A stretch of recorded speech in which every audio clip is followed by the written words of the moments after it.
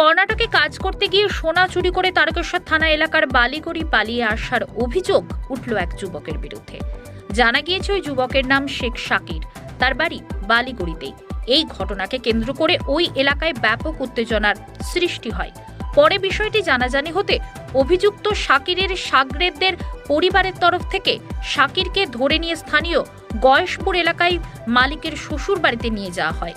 সেখানে শাকির নিজেই জুতোর মালা পরে ঘুরতে থাকে এবং ক্ষমা স্বীকার করতে থাকে। এই ঘটনায় দোকান মালিকের অভিযোগ, শাকির বিভিন্ন ছেলের মারফত তার দোকান থেকে কাজ করতে যাওয়ার বাহানায় প্রায় 250 গ্রাম সোনা হাতে নিয়ে পালিয়ে এসেছে। তিনি এই ঘটনায় কর্ণাটকের থানাতে গিয়ে অভিযোগ জানিয়েছেন। দেখুন বিস্তারিত।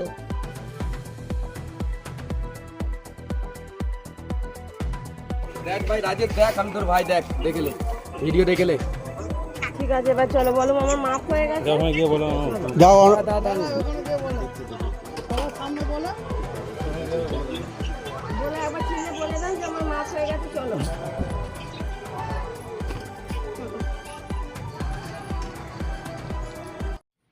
আমার নাম শেখ রাজেশ, আমার বাপের নাম শেখ জাভেদ।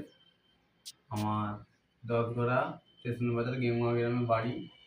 তো আমাকে এখানে শাকের কাজে পাঠিয়েছিল, মানে সোনা চুরি করার বাহানায়, মানে কাজের বাহানায় নিয়ে এসেছিলো যে এখানে সোনা চুরি করবি।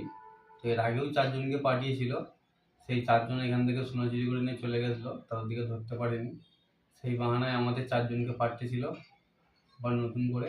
তার মধ্যে 2 জন বেরিয়ে গেছে, আমরা 2 জন আছি।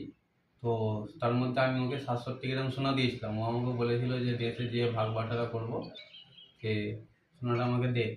দেওয়ার পরে ও সোনাটা দেশে নিয়ে যায়, নিয়ে যেয়ে নিজেরা সব ভাগ করে নেয়, আমার ভাগের হিস্সা আমাকে দেয় না। তো আমি ওকে ফোন করলে আমাকে গালাগালি করে, খিস্তি করে, আমার বাড়িতে দেবে বলে বাড়িতেও দেয়নি। বাড়ির লোক গেলে বাড়ির লোককে গালাগালি করছে, খিস্তি খাস্তা করছে। তো এখন এইখানে তো আমি ধরা পড়ে গেছি,